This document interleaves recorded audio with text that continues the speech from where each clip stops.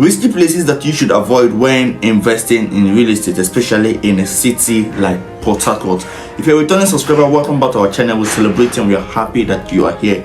If you are new to this channel, my name is Kristas. I'm a real estate consultant based in the city of Port Harcourt. Today I'll be revealing to you risky places that you should avoid when investing in real estate, especially if you are a newbie in real estate investing. If you're a beginner in real estate, there are risky places that you should avoid in order not to lose your money. It is not as if you cannot buy land in those places, no.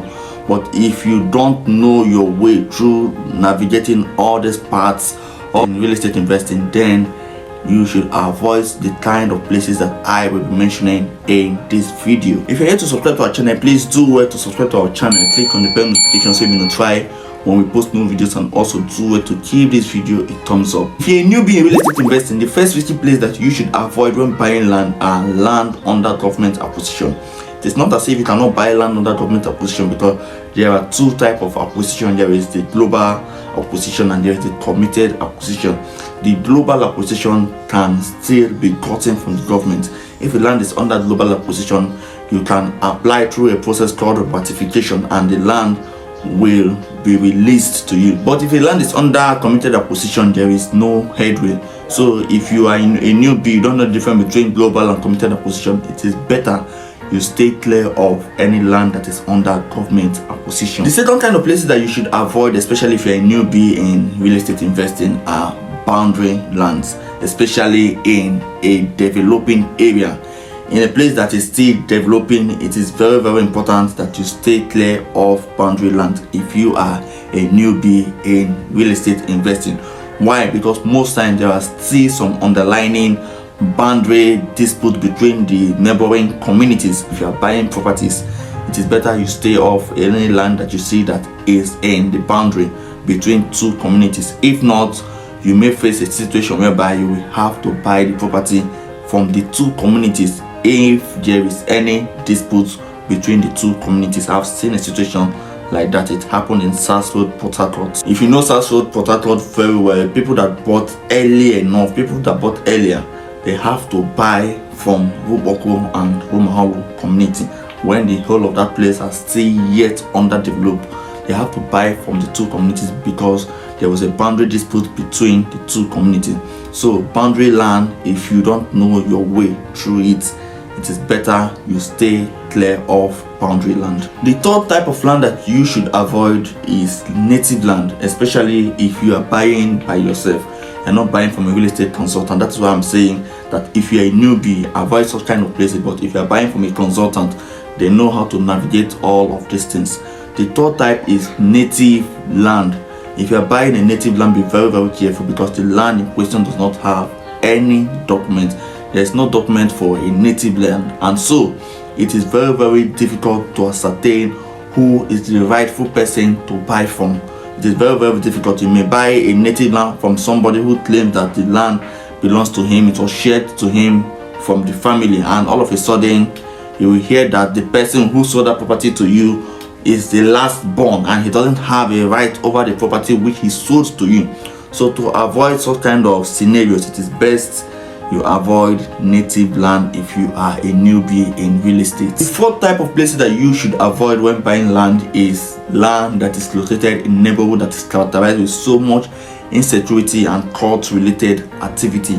Although this is a temporal problem, but then if you want to buy a property and they tell you that that place there is so much insecurity, so much cult related activities, it is going to hamper the development of real estate in that neighborhood, because a lot of people, due to insecurity, will be running away from that place. And if people are running away from that place, the rate of appreciation of real estate will decline drastically, because nobody would like to buy property in a place where people are running away from. So prices of properties will be static in such kind of places. Although this is a temporal issue, because we have seen situations whereby a place that used to be a no-go area because of insecurity and cult-related issues, it was freezed. There are some places in Port Harcourt that used to be very bad then, but then insecurity is a temporal issue.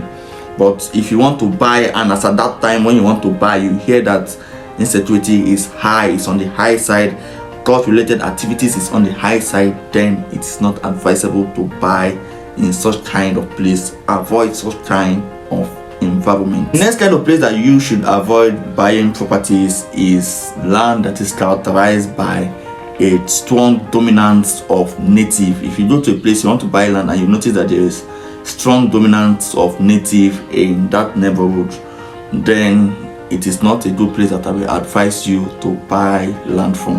Why? Because development in such kind of place will be very, very slow as a result of the strong dominance of native in that environment.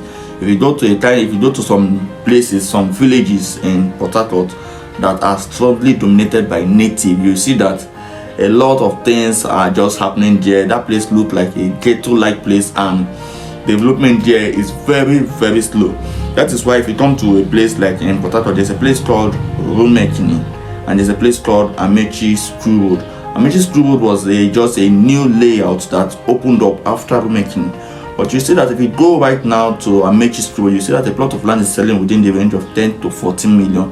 But if you come to Rumekini, which is more developed, Rumekini have more population and far developed than Amechi Screw Road. But Rumekini, you see a plot of land there selling within the range of 5, 6, 7 million. While Amechi Screw Road that is less developed is selling far beyond Rumekini. The difference is strong native dominance. So if you want to buy a property, it is advisable, if you are not a native, if you're a native, good. But if you're not a native of that place, it is advisable you look for a place that is not strongly dominated by native. You go and buy them, because development will be fast in those places more than in places that are strongly dominated by natives. Last on my list are places where there is slow or non-existent development from the government. There are some places that the government have forgotten about them, so it is not advisable to go and buy land in such kind of place, because you don't know when electricity will come there, you don't know where road will get to that place, you don't know when water will get to that place. So if you see a place that for the past 10 years the government have not done anything visible in that location, it is not a place I will advise anybody to go and buy land in those places. So if you're a newbie in the real estate industry, these 6 points I have mentioned are pointers that will tell you the kind of places that you should avoid when buying properties. Not necessarily because they are bad, but then there are a lot of complications that you as a newbie may not be able to handle. But then if you must buy in any of the places that have the characteristics that I have just mentioned in this video, it is important that you work with a trusted real estate consultant, because they will help you to navigate this path and your transaction is going to be a success. If you like this video, please do it to give this video a thumbs up, subscribe to our channel and click on the bell notification so you can try when we post new videos. Till I come your way next time, I remain Chris Aseka.